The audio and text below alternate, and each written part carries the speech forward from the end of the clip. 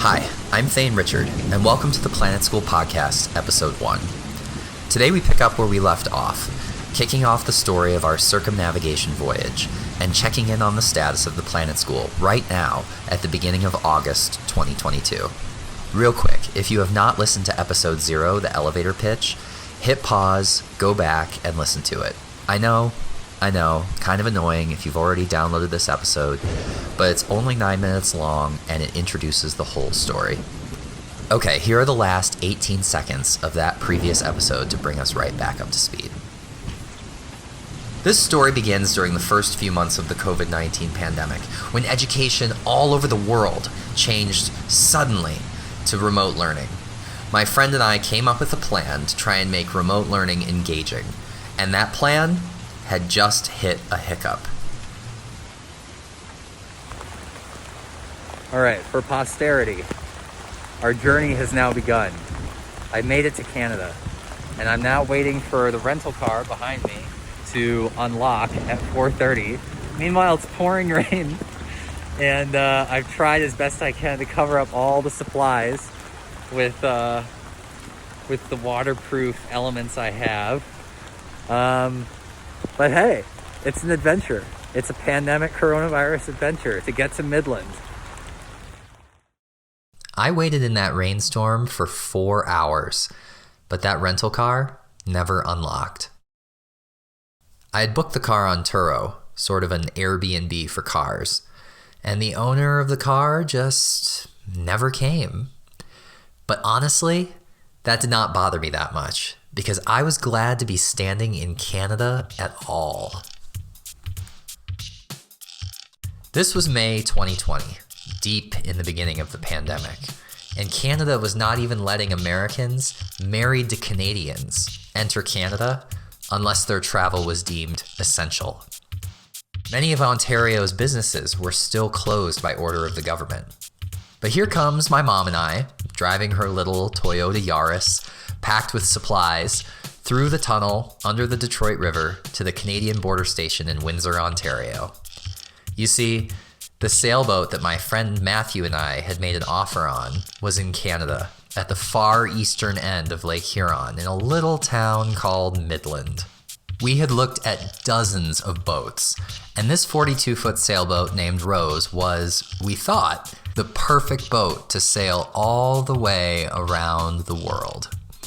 It was also a boat that, as all education went virtual, I could use to start a virtual semester at sea, which was the first phase of a concept for a school that I was starting to form at the time, what I now call the Planet School.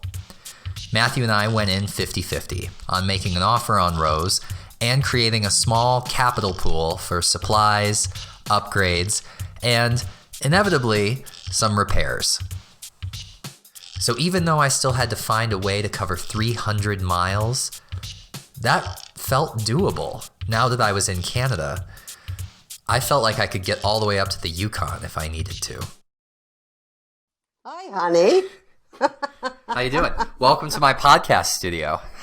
I love this. Tell me the story of what it was like crossing the border into Canada. Oh, my word. All right, I'm going to just tell you right now, right off the cuff. Yeah. All right.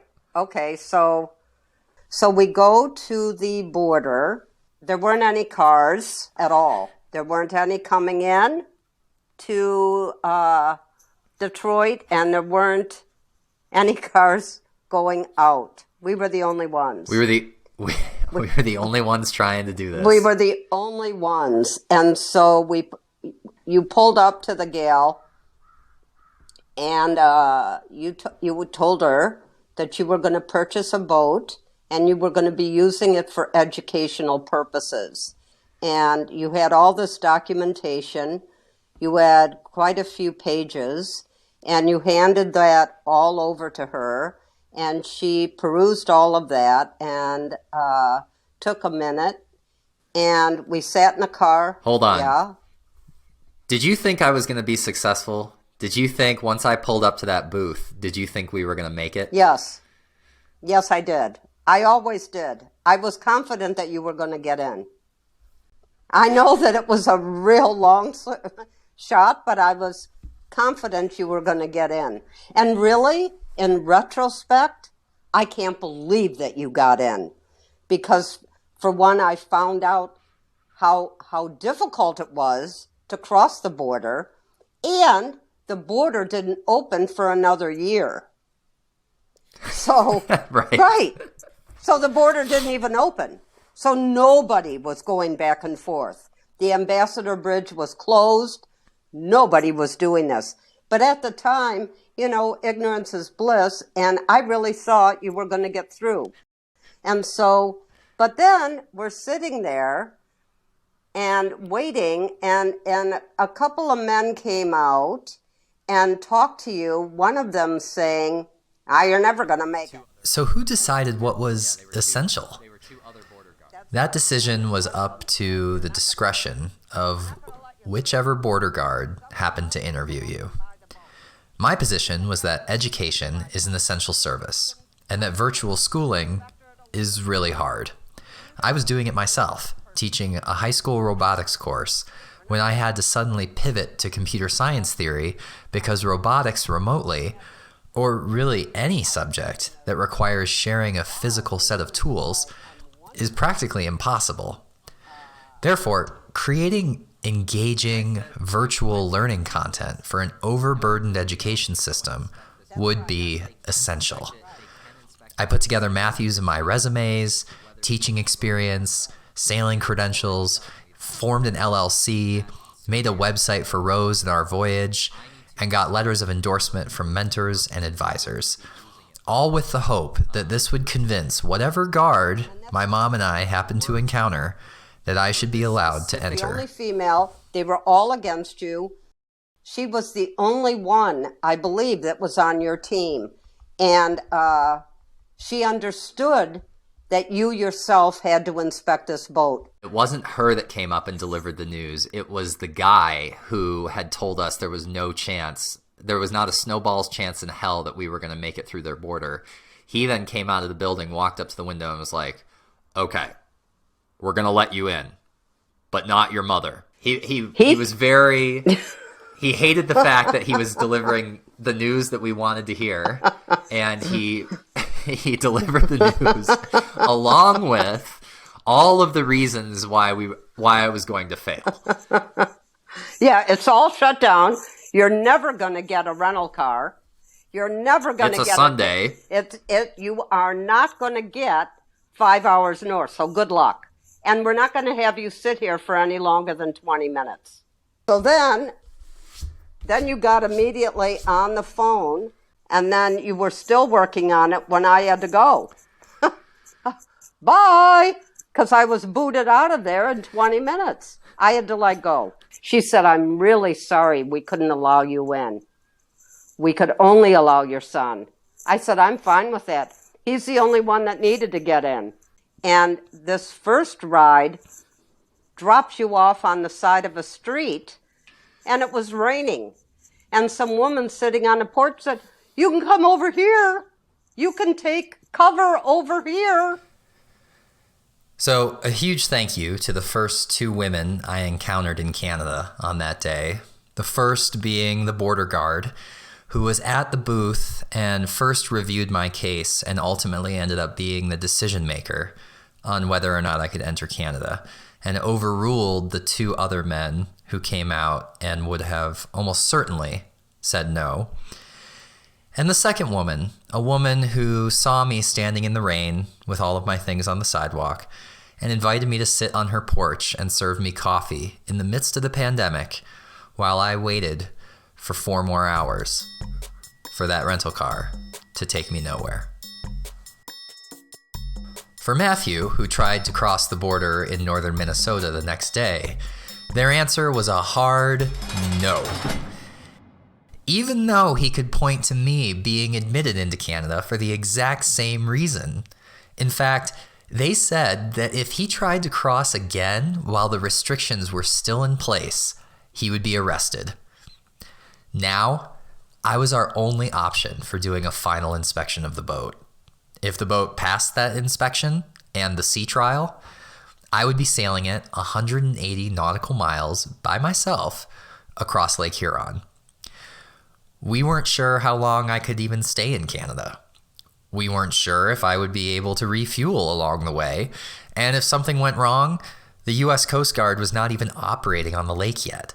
The ice had only just melted in Midland Bay. COVID or no COVID, the marina would only be just opening anyway. Which is why, on the sidewalk, getting soaked in rain, were bags filled with food, all of my sailing gear, clothing suitable for walking across Alaska, and a bunch of safety equipment if the boat failed catastrophically and I had to abandon ship. As it turned out, less than a week later, I would be gathering all of that equipment on the deck of Rose in the middle of Lake Huron as I waited to see whether the hydrogen gas that was spewing out of the overheated battery bank would explode or not.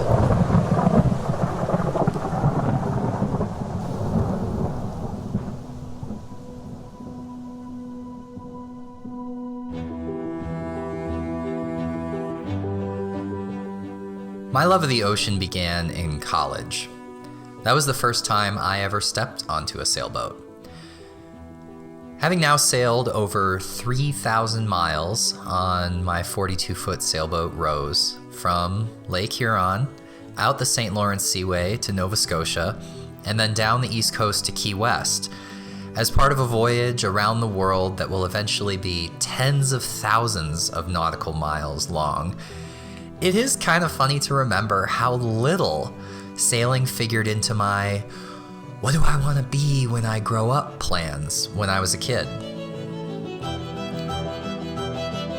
Especially so because what I now know to be the amazing classroom created by the ocean figures so prominently into this story, which is a story about starting a school.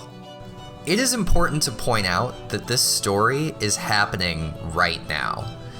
While there is already quite a bit of story to tell, most of it will be unfolding live. I don't know how this all ends. But before I continue with that, there is another character who needs a more thorough introduction.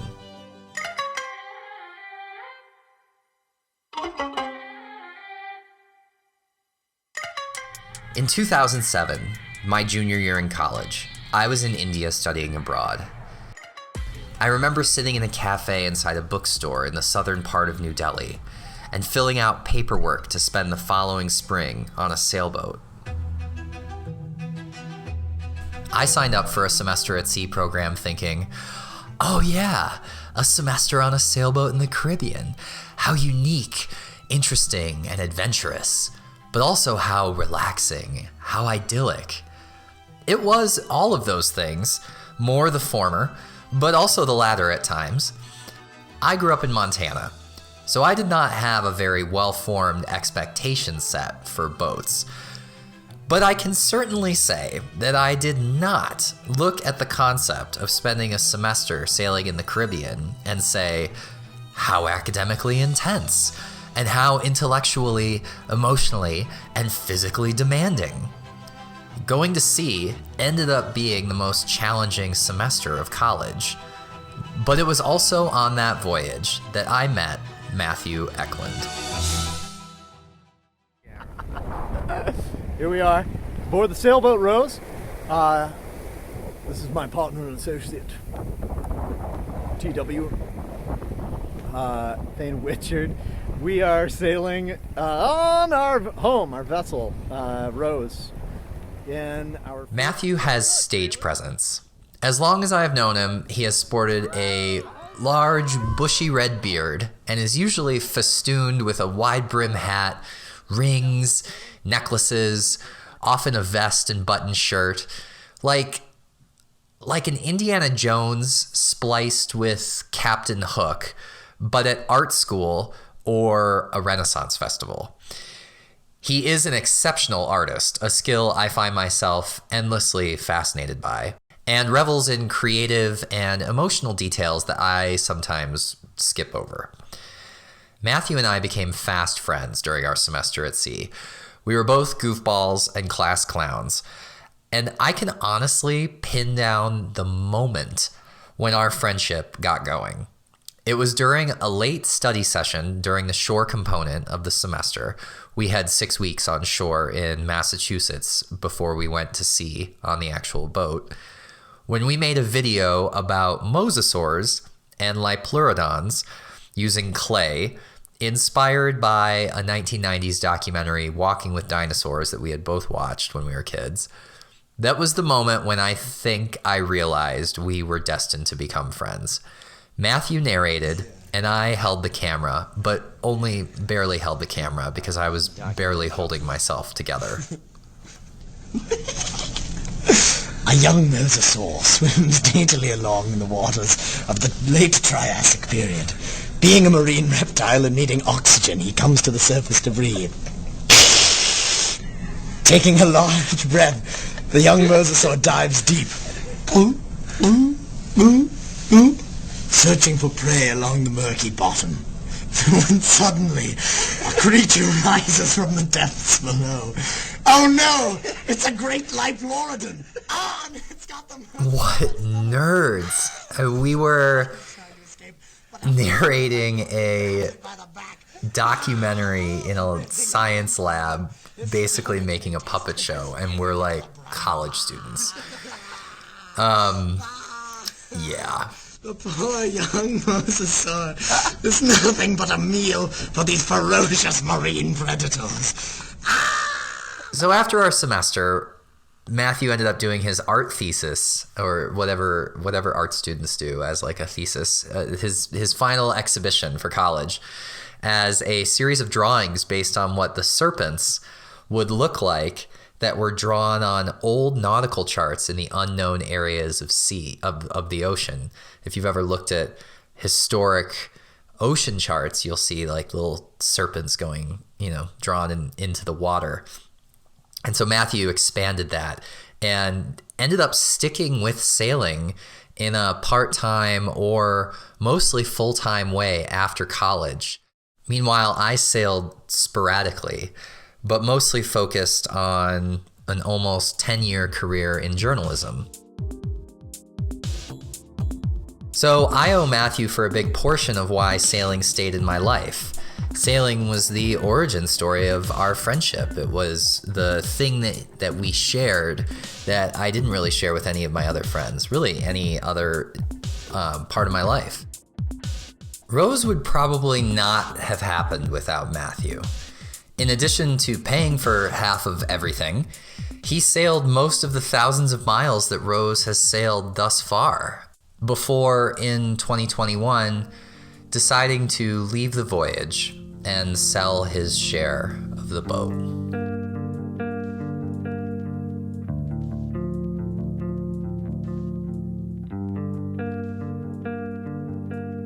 So this story, the story of Rose, the story of the Planet School, is like any story. Characters emerge and characters recede. There are characters who will come into the story that I haven't even met yet.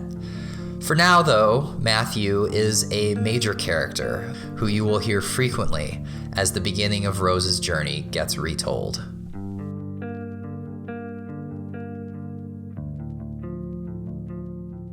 So here's where things stand as of July 2022.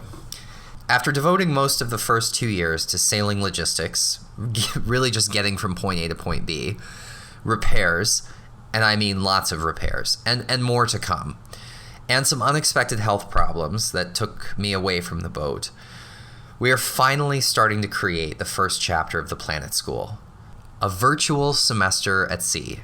We have also started to recruit our board of directors. The first person to join that board is Thomas Steele Maley.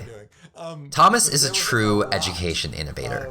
When I first met him, he was the Director of Innovation and Technology at GEMS World Academy in Chicago. For that thing to even launch in the middle of Chicago was a very, very big undertaking. To be fair, it did not look that way from the outside, even if it may have felt like that to you from the inside. To me, seeing your table with Raspberry Pis and that you guys were teaching coding starting in kindergarten, I mean, I remember that leading to us working together to create new types of curriculum at GEMS. So if you may not remember, or you may remember, that I described briefly how DFC was designed, Dubai Future Campus, and I was talking about organizational centers, and it took you like 10 seconds to get what I was talking about, and then you described how you would design a program, and it was just like, it was spot on. Well, thank you, and thank you for joining me on this very first inaugural podcast, Planet School podcast episode. Happy to be here. Now, before we really get into it, let me pause for a second and give you a proper introduction.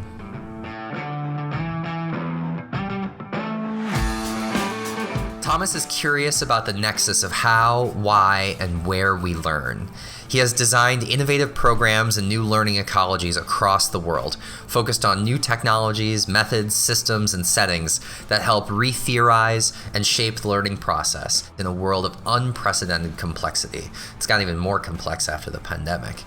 Thomas is recognized globally as an expert in foresight and design, learning systems, and technologies. I am so excited to have him on the Planet School Board of Directors, and really my journey the start of my pivot from media and journalism into education really started with when I first ran into Thomas in Chicago. Okay, so I've told you about the Planet School before, and we have been riffing on and off about education since we met in 2015. Given the latest developments with the Planet School, what is your board member level analysis of the plan I've laid out so far? Two big pieces of the puzzle, going all the way back to where you were starting as far as the watch work. Kurt Hahn before OB, right, before Outward Bound, was he was a pretty legendary figure that when you think about striving and emulation of people at a similar time, like, why is the Planet School important, right? We've talked about this before, but when you think about ecological overshoot, you think about social overshoot, you think about economic overshoot, like, we are in a bad place, right? After World War I, the world was in a bad place. And, Kurt started his first school, second full school, when he was looking around at all these, fancy galas he was in, and he was looking at these snot-nosed kids, and he was pretty much like, that's the next leadership of Europe.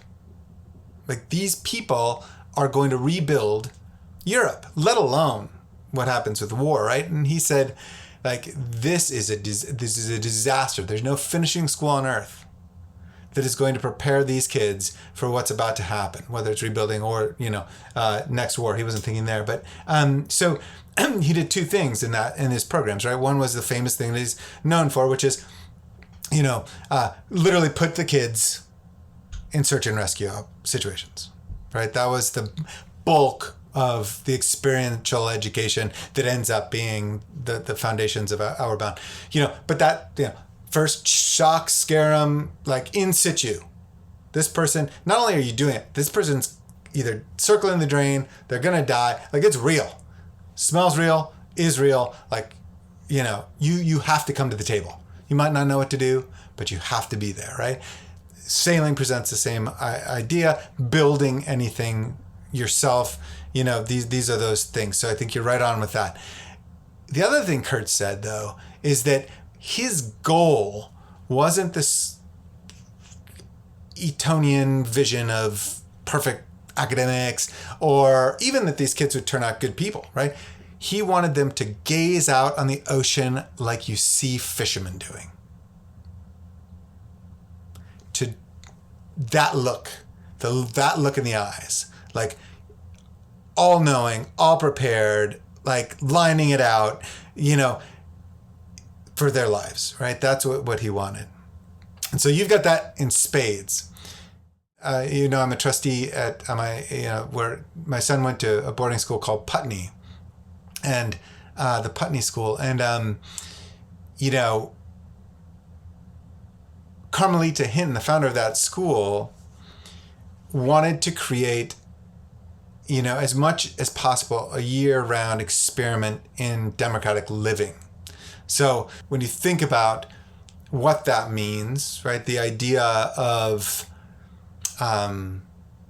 building and caretaking something with each other, a social construct. These things are not given in nature. They're not, this is something you have to build and caretake. It dealt with all types of stuff. What does real freedom look like? What does holding your peers accountable for their actions? What does that look like? What does, leading a crew of your peers who should not be up physiologically at 5:30 in doing tasks that need to be done in 5:30. Now, when you think about what Putney has done to enable that starts to give this sort of framework of what type of land, what type of campus, what type of facilities enable nonstop experience. The boat does, you saw that, of course. Anytime that you're in the backcountry, there are things that just have to be done. And getting that simulation just close enough to making it too real. Now that's not easy, but I think you're on to something deeply. Hold up. Okay, so first, one thing that you will discover about me as you listen to this podcast is I love 90s music, and you'll probably hear little snippets here and there that feel like they just add a little bit more. So we're going to pause for a second and delve a little bit more into Kurt Hahn, who Thomas just brought up. Kurt Hahn, as he pointed out, was the founder of Outward Bound, in addition to many other schools. And one list that he came up with is what's known as the 6 declines of modern youth. Now, you can find these on the Outward Bound website. And as the website points out, as we go through this list, keep in mind, he identified these before we had the internet, before cell phones, before video games, before any of this modern level of stimulation that we face. So now it's time for the very first Planet School podcast countdown. The first Planet School podcast countdown. This is the countdown music.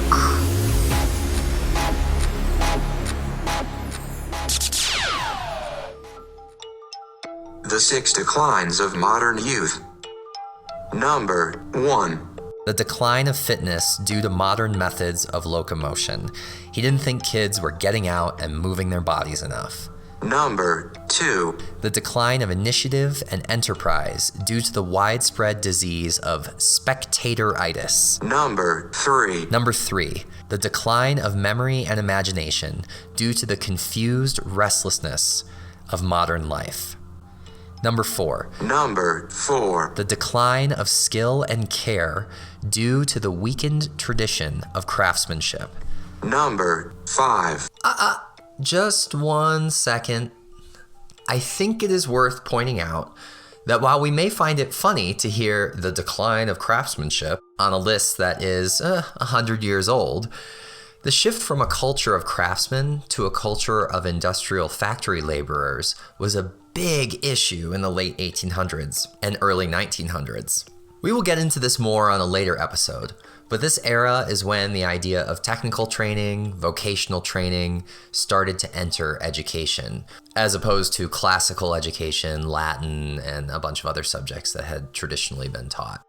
As the means of production started to change, so did ideas about what a complete education actually meant, spurring big changes that we still experience today. Okay, back to the list. Number 5. Number 5. The decline of self-discipline due to the ever-present availability of stimulants and tranquilizers. And number 6. 6. The decline of compassion due to the unseemly haste with which modern life is conducted. So Thomas, what you were saying about the Putney School sounds a lot like standing watch on a tall ship. Their students are holding their peers accountable. They are awake at odd hours. And I think the challenge for the Planet School is going to be, and as you said, it will be hard. It will be really hard, will be to strike that balance between student-driven community building, which can be chaotic, and providing structure by the quote adults in the room as part of the curriculum. I've seen this done really well on the boat. You mentioned wilderness programs. Students feel the realness of their responsibility, but they feel it within a very structured program. So expanding that to designing a whole school is going to take some design. You're absolutely right. And there's a book that the series is Design Unbound. Ann Pendleton Julian and John Seeley Brown, who you've heard me talk about before. You should get it, look through it, read it. There's 2 volumes. They're big. They have a use case for world building. And when you there's some guys, I can send you some names like Stuart Candy, some others that are just really, really amazing writers around this concept of world building, futurists mostly. But and also help people like James Cameron when he did the Avatar, right? You're talking about with these kids. Yes, you've got to start an origin story, right? And that starts with what if there were, right, a future where X existed, and you move from that to, how did the world come to be? What were the concrete events that you've imagined to have occurred or which are occurring? When kids are engaged in futures and futures thinking, the process, again, is pretty scattershot, unless you put some device to it. And, what you're talking about is how do we create this new world, right? Something that doesn't exist that should, right? That's the vision. Every crazy thing that's out there, you're a sailor, you know this, right? All the adventure on the high seas, all the getting to the places that are so beautiful, all the is got a gob of block and tackle behind it.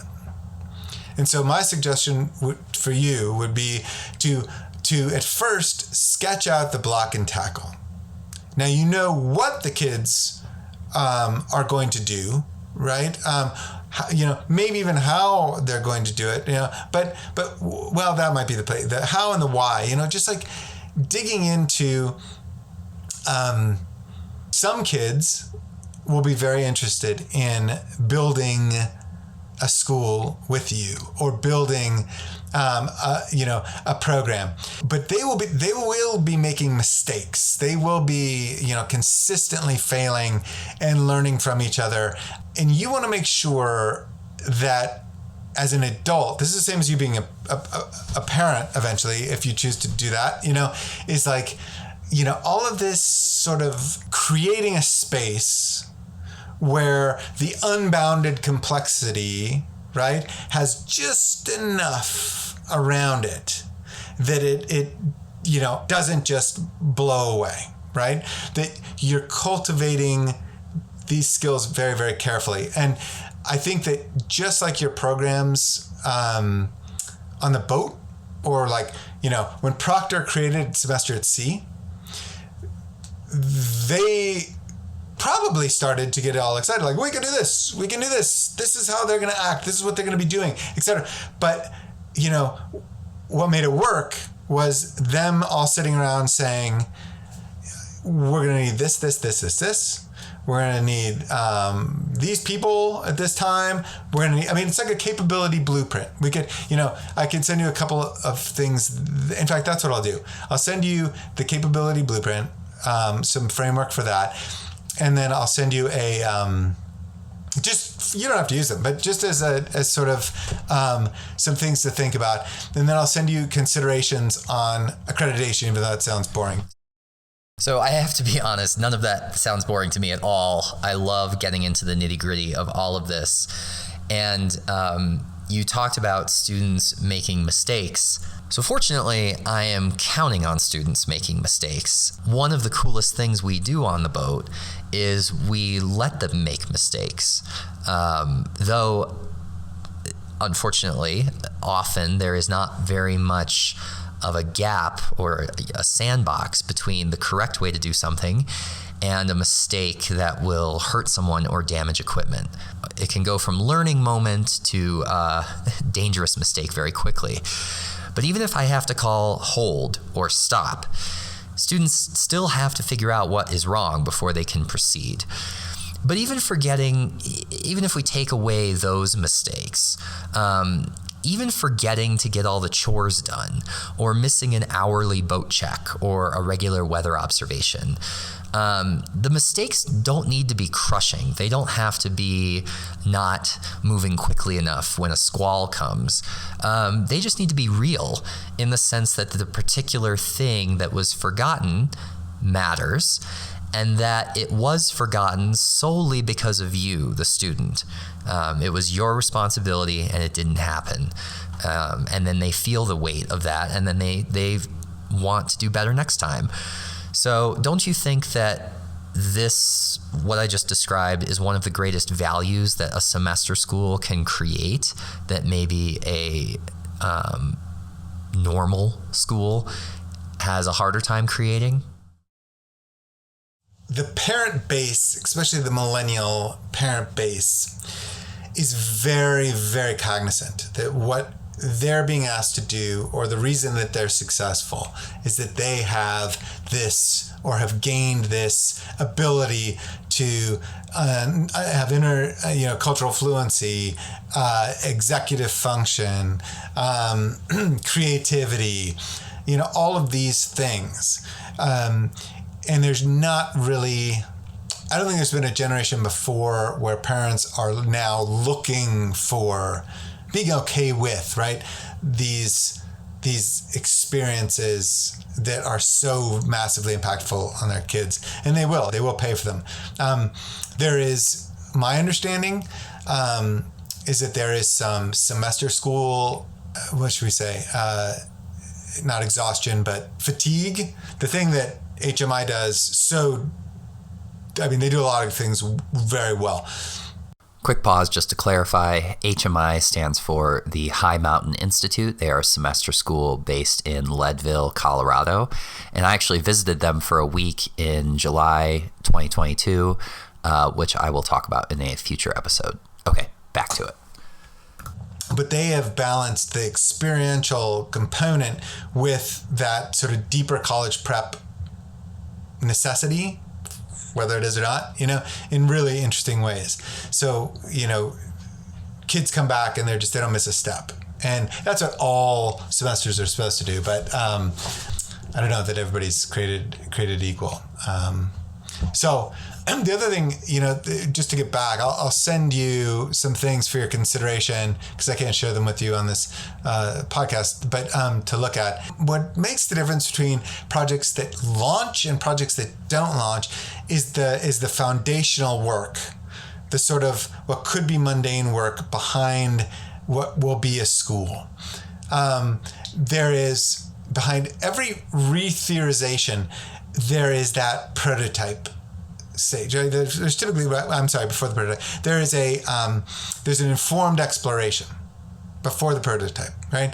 And in that informed exploration for schools, I'll send you something that's got about 25 indicators on it.